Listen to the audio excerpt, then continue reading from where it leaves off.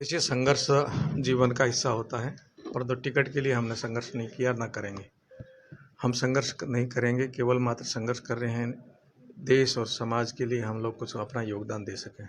और भारतीय जनता पार्टी का यही सिद्धांत है कि वो राष्ट्र सबसे पहले मानता है और आप स्वयं को बाद में स्थापित करता है। मैं सौभाग्यशाली हूँ कि भारतीय जनता पार्टी के घटक से जुड़ा हूँ, क्योंकि राष्ट्रवाद के साथ में भारतीय जनता पार्टी जो भारत का विकास और भारत को विश्व गुरु की तरफ ले जा रहे हैं, इसलिए हम सबका स्वाभाविक है कि उनके साथ जुड़ना और उनके मार्गदर्शन में देश के लिए कुछ करना। पुनः पोकरण में मुझे भारतीय जनता पार्टी ने विश्वास करके सिंबल के साथ भेजा है और मुझे पोकरण की जनता पर विश्वास है कि वो इस बार कमल खिलाएगी। चुनौती आपकी राजस्थान सरकार के कैबिनेट मंत्री से है, क्या विकास के मुद्दों को लेकर भारतीय जनता पार्टी जनता के बीच में? चुनौती का उदाहरण मैं आपके सामने रख सकता हूँ और आप सब जानते हो कि पंचायती राज चुनाव जब हुए तब यही चेहरा था हमारे सामने, ये कैबिनेट मंत्री थे और सरकार भी इनकी थी और हमारे सामने कोई अनुकूल परिस्थितियाँ नहीं थी, परिसीमन भी बिल्कुल विपरीत बनाया। फिर भी भारतीय जनता पार्टी ने जैसलमेर के इतिहास में एक नया पृष्ठ जोड़ा और इतिहास रचा, प्रधान बनाए, प्रमुख बनाए और यहाँ तक कि नगर पालिका चेयरमैन भी बनाए हमने। तो ये हमारा जीता जागता प्रमाण है और ग्राम पंचायतों में 70% से ज़्यादा भारतीय जनता पार्टी के सरपंच बने हैं। तो ये चुनौती हमारे लिए जो आप देख रहे हो, जनता सब चुनौतियों को स्वीकार करती है, सब चुनौतियों का उत्तर भी जनता देती है। पंचायती राज में दिया, नगर पालिका में दिया और मुझे विश्वास है पोकरण की जनता पर कि पोकरण यहाँ कमल खिला के रहेगा। आलाकमान ने आपके ऊपर विश्वास जताया है, किस रूप में देखते हैं आप इसको? देखिए, आलाकमान ने मेरे ऊपर विश्वास जताया, मैं सौभाग्यशाली हूँ और मैं उनका आभार भी व्यक्त करता हूँ। मेरे लिए बहुत बड़ी जिम्मेवारी है और अब मैं निष्ठा के साथ पहले भी था, आगे और जिम्मेवारी बढ़ी है, तो मैं कर्तव्य का निर्वहन करूंगा, उनके विश्वास को अक्षुण्ण रखूंगा, ये विश्वास दिला सकता हूं। 10 बज रहे हैं, आपके कार्यकर्ता यहाँ पे काफी उत्साह देखा जा रहा है, क्या कहना चाहेंगे? देश की राजनीति के बाद राजस्थान में पहला चेहरा जो पीएम मोदी के चेहरे पर चुनाव लड़ रही है राजस्थान में बीजेपी, क्या कहेंगे आप उसको?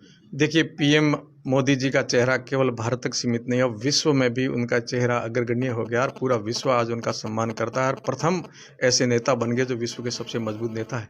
तो हम तो है ही हैं, पूरा राजस्थान उनके पीछे नहीं है, पूरा देश ही उनके पीछे नहीं, पूरा विश्व भी उनका आदर करता है, इसलिए हम सब लोग उनका सम्मान करते हैं और वो करेंगे। यहाँ कार्यकर्ताओं में उत्साह देखा जा रहा है और कार्यकर्ता थमने का नाम नहीं ले रहे। जब हम यहाँ खड़े हैं तो गेट लगाना पड़ना चाह रहे, इस उत्साह के बारे में क्या कहना चाहेंगे? जब से आपको टिकट मिला है, आप ये जो है प्रतीक्षा की पल थे उनके समाप्ति हुए, मैं ऐसा मानता हूँ, क्योंकि पिछला चुनाव जो था वो हमें बहुत कुछ प्रेरणा भी दे गया और बहुत कुछ सीख दे के गया था और प्रतीक्षा ये थी कि वो कब पल आए जिससे हम वापस उसका प्रत्युत्तर दें और हम अपना परिचय दें कि हम लोगों ने जो कहीं कमी रखी थी उसको दूर करें। तो ये अनायास जो आपने भीड़ देखी और आप सब लोग जानते हैं कि इतनी भीड़ अचानक आना और इस भाव से आना, उनका उत्साह एकदम संयमित था, परंतु हम सब लोग सैलाब को देख करके इतने प्रभावित और इतने अचंभित हो रहे थे कि ये क्या हो रहा है। अचानक देखा, मैंने तो कल्पना नहीं की थी जब मठ से यहाँ आ रहा था, मैंने सोचा ठीक है, कार्यकर्ता कुछ निष्ठावान कार्यकर्ता उपस्थित होंगे, किसी को हमने कहा भी नहीं था, परंतु जगह जगह बाड़मेर से लेकर यहाँ तक जगह जगह बड़े कस्बों में स्वागत करते करते मेरा 3-4 घंटे लगाए और यहाँ आके देखा तो इस उत्साह के साथ में मैं कार्यकर्ताओं को बहुत हृदय से साधुवाद करता हूँ। बस आपके अंदर ये उत्साह बना रहे, क्योंकि आपके अंदर राष्ट्रभक्ति है, आप देश के प्रति समर्पित हो, आप चाहते हो कि पोकरण के अंदर परिवर्तन हो और पोकरण मुख्य देश की धारा से जुड़ करके, भारतीय जनता पार्टी के साथ जुड़ करके पोकरण उस मार्ग पर चले।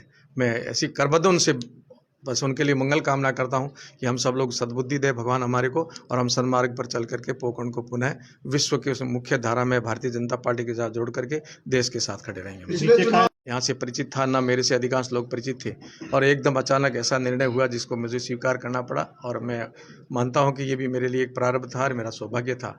परंतु 5 वर्ष तक जो पोकरण की जनता ने मुझे प्रेम और स्नेह दिया और जो पलक पावड़े बिछा करके उसका आज परिणाम आपने देखा किस प्रकार था, तो दिन रात का फर्क हो गया है और वो भी मात्र 9 या 10 दिन के अंदर। मैं तो अकेला आया था, परंतु जीत और हार का अंतर भी 500 वोट मुझे मिल जाते तो मैं जीत जाता। इतना अंतर तो एक सरपंच के चुनाव में भी रहता था, एमएलए की क्या बात है। तो मैं बिल्कुल नया था, राजनीतिक भी जानकारी नहीं थी, क्षेत्र से भी परिचित नहीं था और यहाँ के लोगों से भी परिचित नहीं था, फिर भी यहाँ की जनता ने अपार प्रेम देकर के बहुत मत दिए थे। इस बार तो एकदम अलग ही लग रहा है, हर समाज से, हर क्षेत्र से, हर जगह से माताएं, बहन, बड़े बुजुर्ग एक ही भाव से लेके बैठे हैं कि पार्टी कोई नहीं, हम तो ऊपर उठ करके काम करेंगे। जबकि भारतीय जनता पार्टी के तो पहले से हमारे साथ थे, परंतु जो हमारी सामने वाली पार्टी है वहाँ से भी लोग ये कह रहे हैं कि इस बार तो हम कमल खिलाएंगे और महाराज जी के साथ खड़े रहेंगे। करके दिखाया जनबल और जन सैलाब आज देखा है। ये पहला कह रहा है कि बाजरी उगता ही पान देख लेना चाहिए, पूतरा पालने में दिखे। तो आज जो संकेत हुए हैं इससे अपने को अनुमान लगाना चाहिए कि ये परिणाम किस तरफ जा रहा है। अब जो देखो सुगबुगाहट हो रही है, मंत्री जी कहाँ से लड़ेंगे वो भी पता नहीं लग रहा है कि पोकरण से लड़ेंगे या जैसलमेर से लड़ेंगे, कहाँ जाके लड़ना उनका वो तय करेंगे, उनका विषय है। परंतु ये जनता का सैलाब और इनका भाव देख रहे हैं आप, तो ये बिल्कुल ही धन बल, तो चाहे कितना ही धन लगाओ, जन बल के आगे धन बल नहीं, सब बल शून्य है। यहाँ जनता खड़ी है और जनता की आवाज़ एक ही। चलो ठीक है।